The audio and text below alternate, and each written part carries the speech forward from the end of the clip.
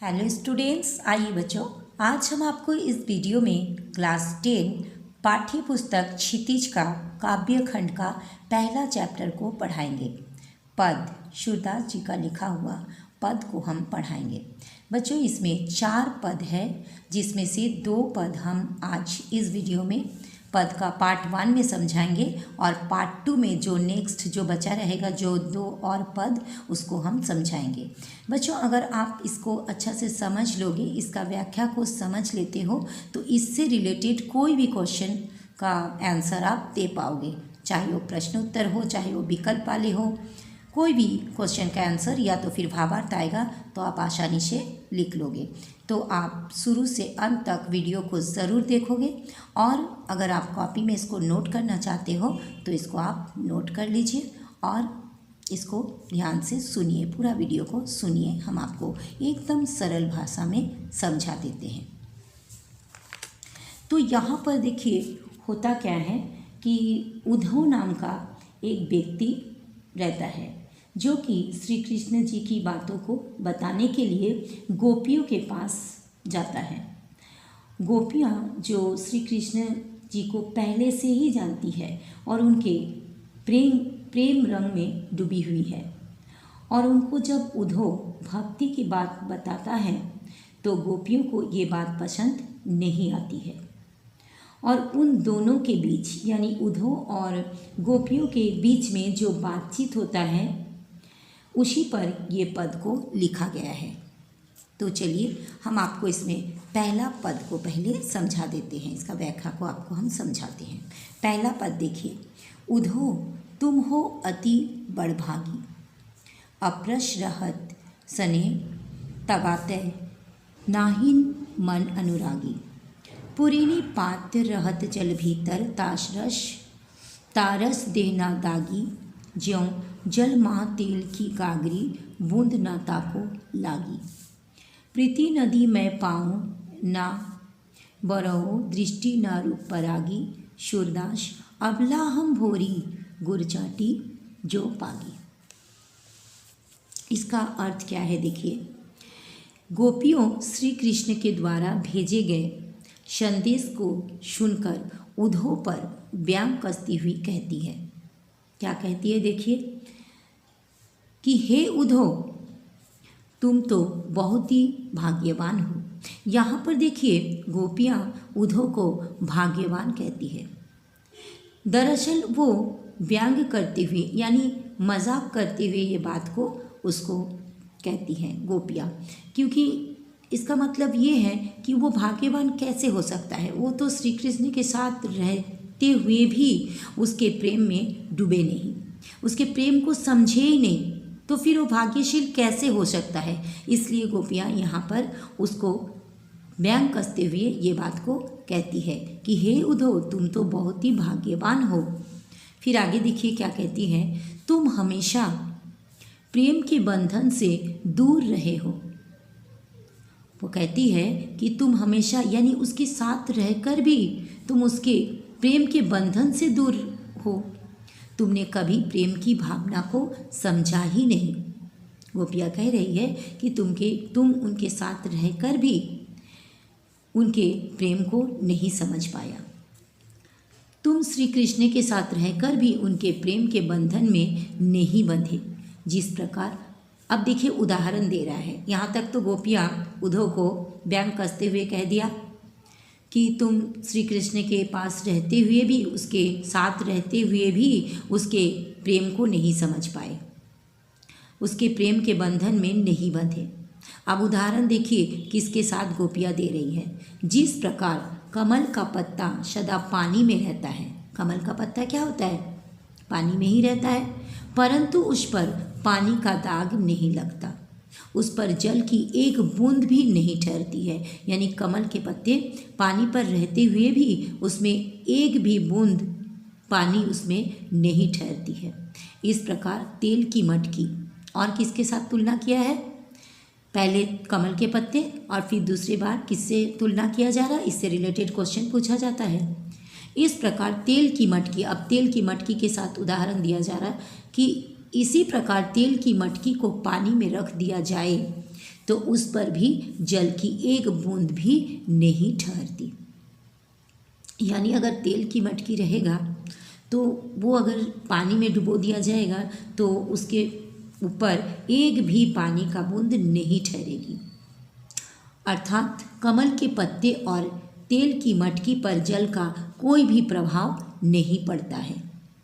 यानी उदाहरण दे रहा है कमल की पत्ते और तेल की मटकी से कि जिस प्रकार वो पानी में रहते हुए भी पानी का असर उसमें कुछ भी नहीं पड़ता है, उसी प्रकार तुम श्री कृष्ण के साथ रहते हुए भी उसके प्रेम को नहीं समझ पाए।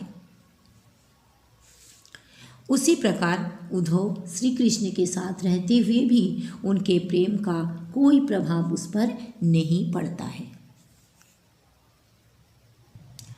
फिर देखिए गोपियाँ क्या कहती हैं कि तुमने कभी उसके प्रेम को अपने मन में आने ही नहीं दिया। तुमने कभी भी उसके प्रेम को अपने मन में आने ही नहीं दिया। ये अच्छा ही किया। फिर क्या कह रही है कि ये अच्छा ही किया कि तुमने कभी प्रेम की नदी में अपना पैर तक नहीं डुबोया। तुम्हारी दृष्टि कृष्ण के रूप सौंदर्य पर मुग्ध हुई नहीं हुई। यानी तुम्हारी दृष्टि कृष्ण के रूप, यानी कृष्ण का इतना सुंदर जो रूप सौंदर्य है उस पर भी तुम मोहित नहीं हो सके।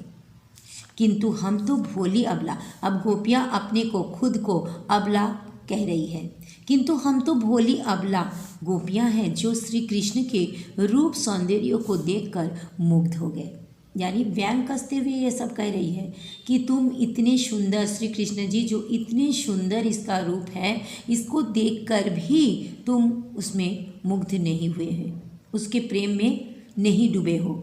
लेकिन हम इतने भोले अबला हैं, कह रही हैं गोपियाँ, कि हम श्री कृष्ण को के रूप सौंदर्य को देखकर मुग्ध हो गए। हम श्री कृष्ण के प्रेम में इस प्रकार लिपटे हैं। अब देखिए किसके साथ तुलना किया जा रहा। गोपियाँ अपने प्रेम को श्री कृष्ण के साथ जो प्रेम है उनका, वो किसके साथ देखिए तुलना कर रही है कि हम श्री कृष्ण के प्रेम में इस प्रकार लिपटे हैं जिस प्रकार चींटियाँ गुड़ पर लिपट जाती हैं। गुड़ को देख करके जैसे चींटियाँ उसमें लिपट जाती है, चिपक जाती हैं, ठीक उसी प्रकार हम भी श्री कृष्ण के प्रेम में डूब गए हैं और फिर उससे कभी नहीं छूट सकती है।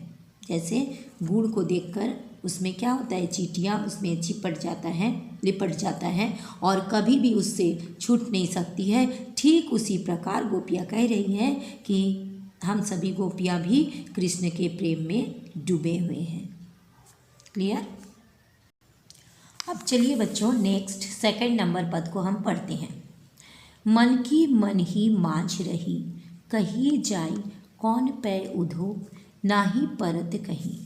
अवधि आधार आश आवन की, तन मन बिथा शही। अब इन जोग संदेशनी, सुनी सुनी बिरहिनी बिरा दही। चाती होती गुहारी, जितिहि तय उत्तय धार बही। सूरदास अब धीर धरिहि क्यों, मर्यादा ना लही। इसका व्याख्या को सुनिए।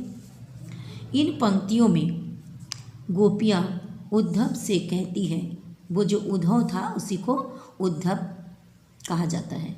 उद्धव से कहती है कि उनकी मन की बात मन में ही रह गई, कि वे कुछ कहना चाहती थी श्री कृष्ण से, लेकिन अब वो कैसे कह पाएंगे, कृष्ण तो आ नहीं रहे हैं, कृष्ण को तो बोल नहीं पाएंगे। इसलिए गोपियाँ कह रही हैं कि उनकी मन की बात मन में ही रह गई। वे कृष्ण से बहुत कुछ कहना चाहती थी, परंतु अब वे नहीं कह पाएगी क्योंकि कृष्ण जी नहीं आ रहे हैं, इसलिए वो उन्हें नहीं कह पाएगी। वे उद्धव को अपने संदेश देने का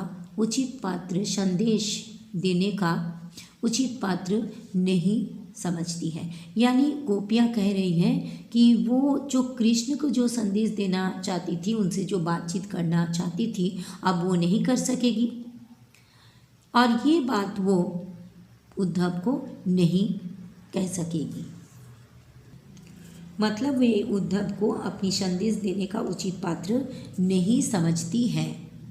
उन्हें तो बातें सिर्फ कृष्ण से कहनी है, यानी उनको तो केवल कृष्ण से बातें करनी है, तो वो फिर संदेश इसको उद्धव को क्यों देंगे। इसलिए वो बोल रही है कि हम सभी को केवल कृष्ण जी से ही बात करना था, श्री कृष्ण से ही बात करना था। किसी और को कहकर संदेश नहीं भेज सकती वे, और दूसरों किसी को भी वो ये सब बात नहीं कह सकती हैं। वे कहती हैं कि इतने समय से कृष्ण के लौट कर आने की आशा को हम आधार मानकर तन मन हर प्रकार से विरह की ये व्यथा सह रही थी। यानी यहाँ पर गोपियाँ कह रही हैं कि इतने समय से उन्होंने कृष्ण के लौट आने की आशा देख रही थी और उसी को आधार मानकर तन मन हर प्रकार से वो विरह की व्यथा को सह रही थी कि वो आएंगे।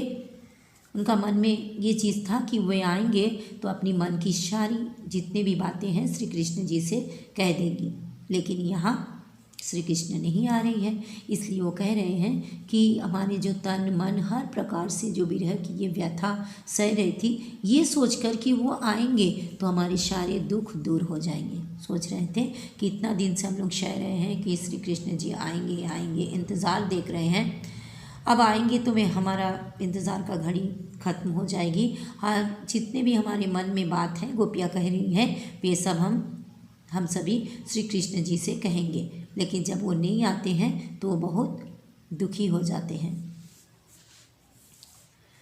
परंतु श्री कृष्ण ने हमारे लिए ज्ञान योग का संदेश भेजकर हमें और भी दुखी कर दिया है। लेकिन यहाँ श्री कृष्ण जी क्या किए कि उद्धव के हाथ से ज्ञान योग का संदेश भेज दिए हैं, इसलिए वो और दुखी हो गए। ऐसे तो दुखी थी ही कि श्री कृष्ण जी आ नहीं रहे हैं, उनसे मिल नहीं रहे हैं, बातें नहीं कर रहे हैं, और ये जो ज्ञान योग संदेश भेज दिए इसमें तो और वे दुखी हो जाती हैं।